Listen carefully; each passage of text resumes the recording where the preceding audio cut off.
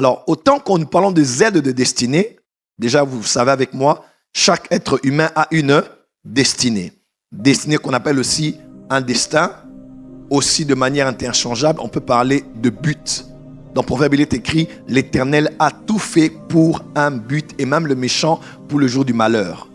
Dieu a tout fait pour un but. Français courant de ce verset dit, l'Éternel a tout fait avec une intention bien précise. Donc quand Dieu, peu importe ce que Dieu fait, il le fait avec un but, il le fait avec une intention bien précise.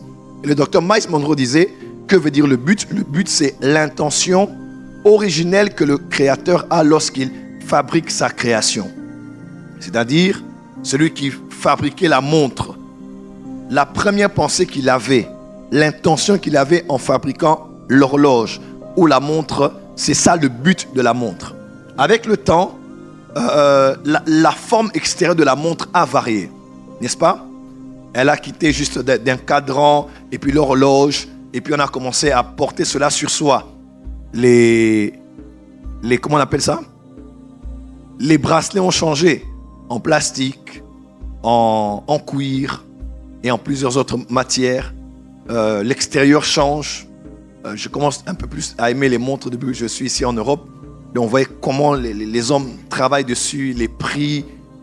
Et tout change à l'extérieur. Mais l'intention reste la même. Donnez-leur. Aussi simple que cela peut paraître. On peut mettre une montre de 20 euros à une montre de 1 million, de 10 millions d'euros. Ça existe aujourd'hui. Mais peu importe ceux qui entourent la montre, mais l'intention originelle que le Créateur avait, c'était de communiquer l'heure.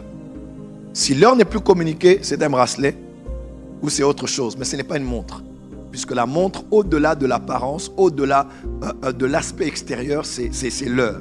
Celui qui pensait à concevoir une chaise, pensait à quoi? Voyez-vous? Avec le temps, on a changé. Sofa, canapé, divan, tout ce que vous voulez.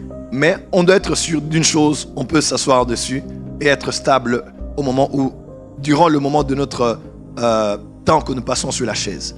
Donc, quand Dieu maintenant, lui, il vous créait, à quoi est-ce que Dieu pensait? Ouais? La première des choses à laquelle Dieu pensait, au-delà de ton apparence, ton physique, généralement même l'apparence et le physique suivent au fait ce destin-là. Vous allez voir des hommes comme Michael Jordan ou certains grands basketteurs, Dieu a permis qu'ils aient la taille qu'ils ont à cause du but qu'ils avaient accompli sur la terre. Donc, toute autre chose peut varier. Tu peux commencer ta vie, tu es toute mince et puis tu as un ou deux bébés, tu prends du poids. Ça peut arriver. Mais l'intention originelle que le Créateur avait, c'est ce qu'on appelle le but. À quoi est-ce que Dieu pensait quand il te créait? C'est fort, hein? Quand Dieu était là et qu'il crée les milliards d'êtres humains qui allaient vivre sur la terre, les 1000 milliards d'êtres humains qui vivraient sur la terre, à quoi est-ce que Dieu pensait quand il te créait toi spécifiquement? À quoi est-ce que Dieu... L'intention première que Dieu avait, autant que celui qui a fabriqué la montre, la caméra, la télévision, le drone ou le micro, chacun de ces créateurs, de ces fabricateurs, avait une intention originelle, une intention de départ, un objectif à atteindre, la raison pour laquelle cela allait exister sur le marché. Quand Dieu t'a créé, il pensait à quelque chose. Ma prière qu'en cette saison, Dieu te reconnecte à son intention originelle. Dieu te reconnecte à son intention originale. Ne vis pas une vie pour vivre la vie des autres, la vie de ton père, la vie de ta mère, la vie qu'aurait souhaité ta grand-mère, la vie qu'aurait souhaité un homme qui était avec toi dans le passé, pour lequel tu te bats à pouvoir réaliser afin de le prouver que tu l'as fait. Tu n'as rien à prouver à qui que ce soit. Ta destinée t'appelle. Il y a un but, il y a un chemin, il y a un plan, il y a un projet, il y a une voie qui est tracée spécifiquement pour toi. Tu n'es pas sur la terre que pour te marier, avoir des enfants, travailler, payer les factures. En tout cas, si tu ne vis que pour ça, tu existes, mais tu ne vis pas. Je dis tu existes. Tu existes comme les moustiques, comme les fourmis qu'on peut tuer maintenant. La pouf, on tue et c'est fini. Tu ne peux pas mourir juste comme ça, de la malaria et puis tu meurs, tu pars. Non, tu dois vivre et mourir après avoir accompli ce pourquoi Dieu t'avait envoyé sur la terre. Et quand Dieu trace un but comme ça, il trace un destin, il a une intention, il attache un potentiel, c'est-à-dire une capacité latente qui peut se développer pour accomplir cette destinée-là. C'est comme au travail. On t'envoie au travail, on te donne la mission et les frais de mission. On te donne non seulement le mandat, mais les outils, la capacité, le financement pour accomplir cela. Tu ne peux pas mourir et ton potentiel reste au même niveau. Tu dois mourir vide. Tu dois mourir vide. Pour citer encore Dr. Miles, que j'ai beaucoup aimé lors de son vivant, parce que je l'ai rencontré plus d'une fois, il disait, le lieu le plus riche du monde, les lieux les plus riches du monde sont les cimetières. Parce que là-bas, il y a des livres qui devaient être écrits, mais qui n'ont jamais été écrits. Il y a des grands ministères qui auraient dû exploser, toucher le monde, mais qui n'ont jamais vu le jour. Il y a des enfants qui auraient pu être de grands leaders politiques, établir la justice sociale, l'équité, la prospérité des nations, mais ils n'ont jamais pu dépasser 10 ans. Ils sont morts dans une explosion. Donc le cimetière est le lieu le plus riche du monde. Des cantiques devaient être chantés, qui n'ont jamais été chantés. Des bâtiments qui auraient pu exister, mais qui n'ont jamais existé. Parce que ces personnes sont mortes avec leur potentiel. Tu ne mourras pas avec ton potentiel. Je décrète et déclare que tu vas mourir vide. Tu diras comme Jésus, tout est accompli.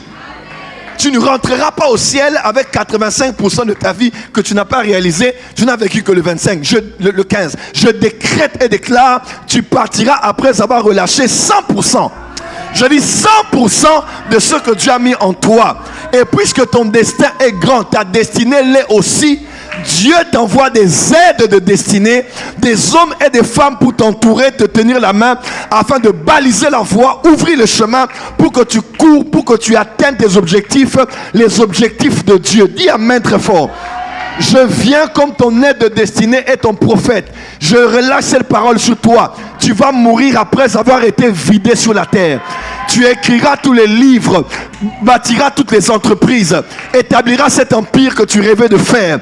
Tu composeras ces cantiques. Tu auras le nombre d'enfants que tu étais censé avoir. Tout ce que tu devais gagner, tu le gagneras. Tout ce que tu devais relâcher, tu le relâcheras.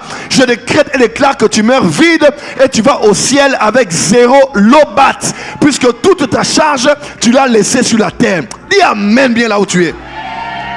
Donne-moi la main plus fort que ça là où tu es. Tiens ton voisin, dis voisin, voisin. Je décide de vivre. Ah, dis, tiens ton voisin, je décide d'exister et de vivre pour ma destinée.